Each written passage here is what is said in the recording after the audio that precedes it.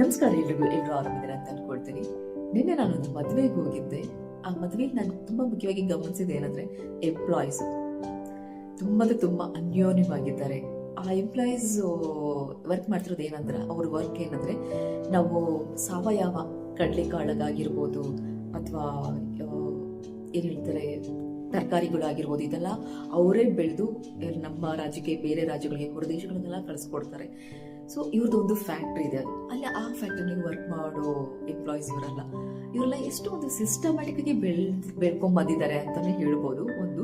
ಮತ್ತೆ ಎರಡನೇದು ಅವ್ರು ವರ್ಕ್ ಮಾಡೋ ಪ್ಲೇಸ್ ಅಲ್ಲಿ ನಾವೆಲ್ಲ ಒಂದು ಕುಟುಂಬದವ್ರು, we are all one family ಅಂತ ಎಷ್ಟು ಚೆನ್ನಾಗಿ ವರ್ಕ್ ಮಾಡ್ಕೊಂಡು ಹೋಗ್ತಾ ಇದಾರೆ. ಅಲ್ಲಿ ಹೋದಾಗ್ಲೂ ಕೂಡ ಅವ್ರು ವೆಲ್ಕಮ್ ಮಾಡೋ ರೀತಿ ಆಗಿರ್ಬೋದು, ಮಾತಾಡೋ ರೀತಿ ಆಗಿರ್ಬೋದು, ಎಲ್ಲದಕ್ಕಿಂತ ಇಂಪಾರ್ಟೆಂಟ್ ಏನಂದ್ರೆ ಗೊತ್ತಿಲ್ಲದಿರೋ ವ್ಯಕ್ತಿ ಜೊತೆ ನಾವು ಮಾತಾಡೋದು ಅಷ್ಟೊಂದು ಈಸಿ ಅಲ್ಲ. ಆದ್ರೆ ಅಲ್ಲಿ ಹೋದಾಗ ಆಗಿಲ್ಲ. ಎಲ್ಲರೂ ತುಂಬಾ ಅನ್ಯೋನ್ಯವಾಗಿ ಮಾತಾಡೋದು ತುಂಬಾ ಖುಷಿ ಆಯ್ತು. ಎಲ್ಲದಕ್ಕಿಂತ ಮುಖ್ಯವಾಗಿ ಏನಂದ್ರೆ ವರ್ಕ್ ಮಾಡೋ ಪ್ಲೇಸ್ ಅಂತ ಬಂದಾಗ ಮ್ಯಾನೇಜ್ಮೆಂಟು ಅಲ್ಲಿ ಯಾರು ಇರ್ತಾರಲ್ಲ MD ಅವ್ರು ಬಂದು ತುಂಬಾ ಇದಾಗಿ ಟ್ರೀಟ್ ಮಾಡ್ತಾ ಇರ್ತಾರೆ ಎಂಪ್ಲಾಯೀಸ್ನ. ಇವೆಲ್ಲ ಎಂಪ್ಲಾಯೀಸು ಎಷ್ಟಲ್ಲಿ ಬೇಕು ಅಷ್ಟರಲ್ಲಿ ಇರಿ, ಕೆಲಸ ಬಂದ್ರ ಹೋದ್ರ ಅಷ್ಟರಲ್ಲಿ ಇರಿ ಅಂತ ಹೇಳ್ತಾ ಇರ್ತಾರೆ.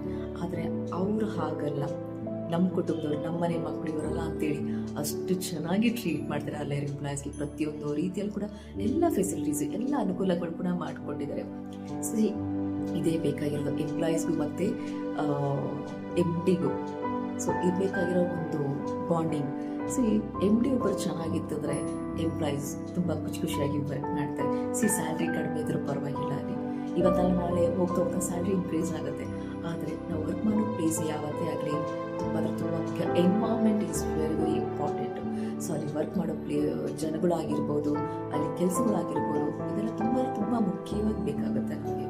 ಅದನ್ನು ನಾನು ತುಂಬ ನೋಟಿಸ್ ಮಾಡಿದೆ. ಒಂದು ವರ್ಕ್ ಮಾಡೋ ಎಂಪ್ಲಾಯೀಸ್ ಬಂದಿದ್ದೀನಿ. ಏನಂತಂದರೆ ನನ್ನ ಫ್ರೆಂಡ್ ಇನ್ವೈಟ್ ಮಾಡಿದ್ದು ಮದುವೆಗೆ. ತುಂಬ ಖುಷಿ ಆಯಿತು ಮಾತ್ರ ಅವರೆಲ್ಲ ನೋಡಿ. ಅಂದರೆ ನಾನು ಕೂಡ ಸಾಕಷ್ಟು ಕಲ್ತ್ಕೊಂಡೆ ಅಲ್ಲಿ. ಒಂದು ವರ್ಕ್ ನಾವು ಪ್ಲೇಸ್ ಅಂತ ಇದ್ದಾಗ ಹೇಗಿರಬೇಕು ಅದೆಲ್ಲನೂ ಕೂಡ ಕಲ್ತ್ಕೊಂಡೆ. ನಾವು ಕಲಿಯೋದ್ರಲ್ಲಿ ಏನೂ ತಪ್ಪಿಲ್ಲ ಅಲ್ಲಿ, ಆದರೆ ಕೆಟ್ಟದನ್ನ ಕಲಿಬಾರ್ದು, ಒಂದು ಒಳ್ಳೇದನ್ನ ಕಲಿಯೋದ್ರಲ್ಲಿ ತಪ್ಪೇ ಇಲ್ಲ ಅಲ್ಲಿ. ಸೊ ಹಾಗಾಗಿ ನಾನು ಕೂಡ ಎಕ್ಸ್ಟ್ರಾ ಕಲ್ತ್ಕೊಂಡೆ.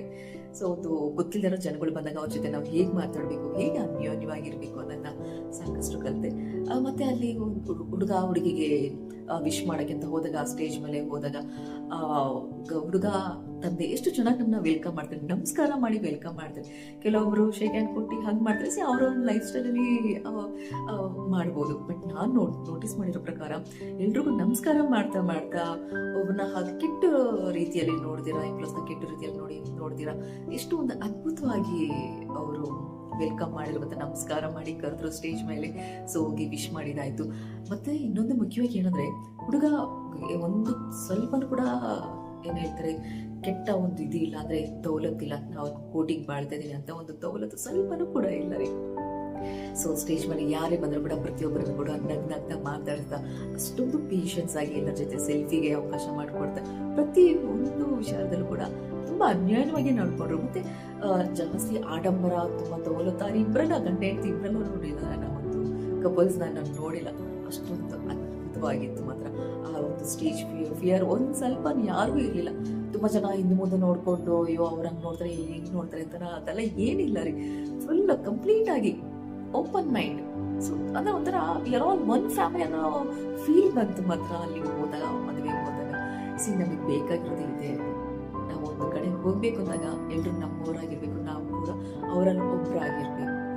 ಇದು ತುಂಬಾ ಕಡಿಮೆ ಜಾಗದಲ್ಲಿ ನಡೆಯೋದು. ಅದು ಬಿಟ್ಟರೆ ಇನ್ನ ನಾನು ಸಾಕಷ್ಟು ನೋಡಿರೋದಲ್ಲ ಇಲ್ಲ, ನಾನು ನೀನು ಈ ತರ ಒಂದು ಎನ್ವೈರನ್ಮೆಂಟ್ ಅಲ್ಲೇ ನಾವು ನೋಡಿರೋದಲ್ಲಿ ಈ ತರ ಒಂದು ವಾತಾವರಣ ನಾವು ನೋಡ್ಕೋಬಹುದು. So this is the first time ನಾನು ನೀವೆಲ್ಲ ಒಂದೇ ಅನ್ನೋ ಭಾವನೆ ಅನ್ನೋದನ್ನ ನಾನು ಅಲ್ಲಿ ನೋಡಿದೆ. ತುಂಬಾ ಖುಷಿ ಆಯ್ತು ಮಾತ್ರ. ಮತ್ತೆ ನನ್ನ ಫ್ರೆಂಡು ಕೂಡ ಇನ್ವೈಟ್ ಮಾಡಿ ಇಂಥ ಒಂದು ಒಳ್ಳೆ ಬ್ಯೂಟಿಫುಲ್ ಎನ್ವೈರನ್ಮೆಂಟ್ ಆಗಿರ್ಬೋದು, ಜೊತೆಗೆ ಅವ್ರ ಬಾಸ್ ಆಗಿರ್ಬೋದು, ಅವ್ರ ಬಾಸ್ನ ಪರಿಚಯ ಮಾಡಿಸೋ ರೀತಿ ಆಗಿರ್ಬೋದು, ಮತ್ತೆ ಅಲ್ಲಿರೋ ಎಂಪ್ಲಾಯೀಸ್ನ ಪರಿಚಯ ಮಾಡಿಸೋ ರೀತಿ ಆಗಿರ್ಬೋದು, ಮತ್ತೆ ಅಲ್ಲಿ ಒಂದು ನಡೆದಿದ್ದು ಒಂದು ಮದುವೆ ಫಸ್ಟ್ ಟೈಮ್ ನನ್ನ ಸೈಡ್ ಮದುವೆ ನಾನು ನೋಡಿದ್ದು ತುಂಬಾ ಖುಷಿ ಆಯ್ತು ಮಾತ್ರ. ಸೊ ಈ ತರ ಒಂದು ಫ್ರೆಂಡ್ಸ್ ಸಿಕ್ಕಿದಾಗ ಮಾತ್ರ ನಾವು ಇಂಥ ಒಂದು ಬ್ಯೂಟಿಫುಲ್ ಪೀಪಲ್ಸ್ನ, ಬ್ಯೂಟಿಫುಲ್ ಎನ್ವೈರನ್ಮೆಂಟ್ನ, ಇಂಥ ಒಂದು ಬ್ಯೂಟಿಫುಲ್ ವೆಡ್ಡಿಂಗ್ ನ ನೋಡ್ಲಿಕ್ಕೆ ಮಾತ್ರ ಸಾಧ್ಯ. ಅದು ಬಿಟ್ರೆ ಇಲ್ವೇ ಇಲ್ಲ. ಸೊ ನಿಮ್ಮಲ್ಲಿ ಕೇಳ್ಕೊಳ್ತಿರೋದೇನಾದರೆ, ದಯವಿಟ್ಟು ಆದಷ್ಟು ಒಬ್ರು ಪರ್ಸ್ನಲ್ನ ಲೈಫಲ್ಲಿ ಇಂಟರ್ಫಿಯರ್ ಆಗಿರ್ಬೋದು, ಅವ್ರನ್ನ ಹೀಯಾಳಿಸಿ ಮಾತಾಡೋದಾಗಿರ್ಬೋದು, ಅವ್ರೇನೋ ಚೆನ್ನಾಗಿ ಕಾಣಿಸಿದ್ರೆ ಅವ್ರನ್ನ ತುಂಬ ಕೆಟ್ಟದಾಗಿ ಮಾತಾಡೋದು, ಅವ್ರು ಹೇಗೋ ಡ್ರೆಸ್ ಮಾಡ್ತಾರೆ ಅಂತೇಳಿ ಅವ್ರನ್ನ ತುಂಬ ಕೆಟ್ಟ ದೃಷ್ಟಿಯಲ್ಲಿ ನೋಡೋದು, ಕೆಟ್ಟ ಅಭಿಪ್ರಾಯ ತರೋದು, ಅದೆಲ್ಲ ನಾವು ಮಾಡ್ಲಿಕ್ಕೂ ಬರ್ತೀವಿ. ಅದು ಅವ್ರವ್ರ ಲೈಫ್ ಸ್ಟೈಲ್ ರೀ. ನಮಗೆ ಮಾತಾಡೋಕ್ಕೆ ಯಾವ ಅಧಿಕಾರನಿಲ್ಲ.